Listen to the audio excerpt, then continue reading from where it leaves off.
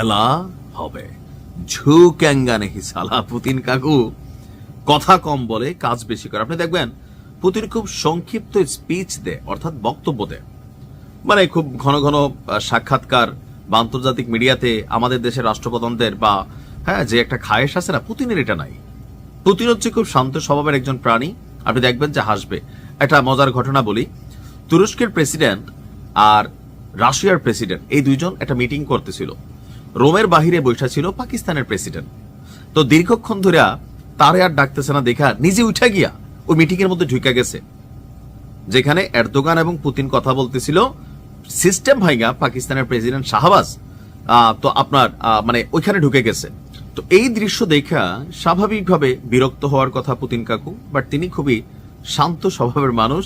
শাহবাজের একটা সোফার মধ্যে বসতে দিল, কথা বললো। মানে আমি এখানে যেটা বুঝাইলাম, অন্য দেশের যে কোনো কেউ হলে এটা নিয়ে রিয়াকশন হইতো, বাট পুতিন পরিস্থিতিকে বিবেচনা করে কথা বলেন। তো কথা বলছি যে রমজান কাদিরে তুলে নিয়ে যাবে। গেল কয়েকদিন আগে পুতিনের বাসভবনে খেয়াল আছে নিশ্চয় হামলার কথা, রাশিয়ার প্রেসিডেন্ট ভবনে, যদিও কার্যকর হয় নাই। আর এই সকল কিছুর পরে বিরক্ত হইয়া মাইরাই দিছে আবার। এটা মাথার মধ্যে কি ছিল জানি না, তবে যা ঘটছে তা পুরো ইউক্রেনকে এক যুগে করে এরকম কাঁপাই দিছে, লাইক ভাইব্রেটর মেশিনের মতন। জিনিসটার নাম ছিল হাইপারসোনিক ক্ষেপণাস্ত্র, আর ভার্সনটা হচ্ছে ওরেশনিক। বলা হয়ে থাকে রাশিয়ার সামরিক অস্ত্র ভান্ডারে বিশ্বকে দাবা দাবা করার জন্য যে মেশিনারিজ গুলো আছে, এর মধ্যে গ্রেড 1 to 3 মধ্যে ওরেশনিক, যেটার মাথার মধ্যে পারমাণবিক ইকুইপমেন্ট লাগানোর পুরো সিস্টেম আছে। তবে কালকে কি দিয়া মারছে জানি না, ঘটনা ঘটছে অনেক বড় একটা। একদিকে পশ্চিমাদের ধাক্কা, যুক্তরাষ্ট্রের নানান কাহিনী, রমজান কাদিরকে নিয়ে টেনশন, বাসভবনে ঘুমাইতে পারবে না রাত্রে ঠিক মতো। এই সকল পরিস্থিতির পরে কাকুর বয়স যাই হোক, মাথা কি শান্ত থাকে, তবে কথা কম কাজ বেশি, এই নীতিতে বিশ্বাসী ঝুঁক্যাঙ্গানি স্টাইলে মাইরাই দিছে।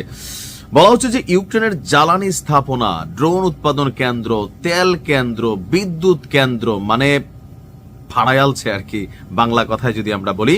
রাত ভর টানা বেশ কয়েক ঘন্টা প্রথমে নর্মাল মানে মিসাইল গুলো মারা হয়েছে, ড্রোন মারা হয়েছে, ফাইনালি ফিনিশিং আপ করছে হচ্ছে এই ওরেশনিক হাইপারসোনিক মিসাইল দিয়ে।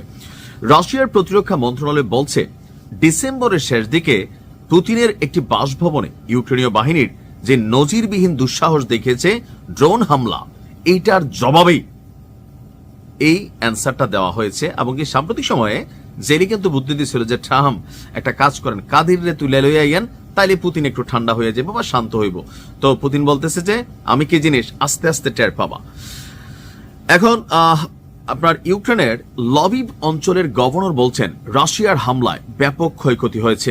বৃহৎ ভূগর্ভস্থ গ্যাসের যে সংরক্ষণাগারগুলো আছে সেগুলো ক্ষতিগ্রস্ত হয়েছে।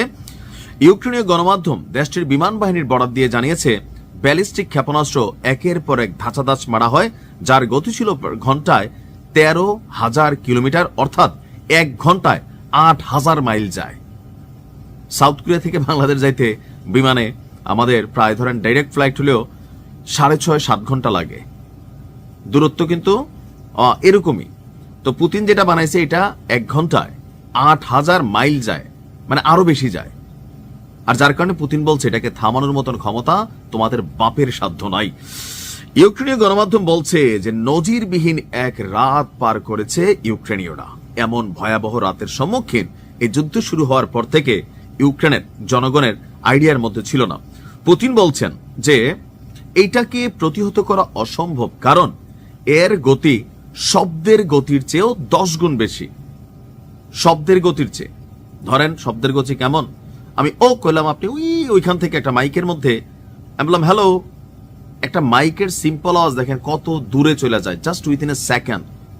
হ্যালো মাইক্রোফোন টেস্টিং বললেই, তাহলে বোঝেন এটা শব্দের থেকে 10 গুণ আরো গতি বেশি, যার কারণে এটাকে প্রতিহত করা অসম্ভব। হতে আমেরিকা পারবে, জার্মানরা পারবে, বাট ইউক্রেনের দ্বারা অসম্ভব। ক্ষেপণাস্ত্রটিতে বিস্ফোরক নয় বরং ডামি ওয়ারহেড ছিল। পুতিনের বক্তব্য যে প্রচলিত ওয়ারহেড ব্যবহৃত হলেও এর ক্ষমতা ছিল পারমাণবিক অস্ত্রের সমান। তবে এর পরেরটা কি মারবে সেটা পুতিন বলে নাই, বলছে যে শান্তিতে বিশ্বাসী, মাথা গরম করলে আওলাই দেব। পুতিন কাকুর জয় হোক, ভালো থাকুন, আসসালামু আলাইকুম।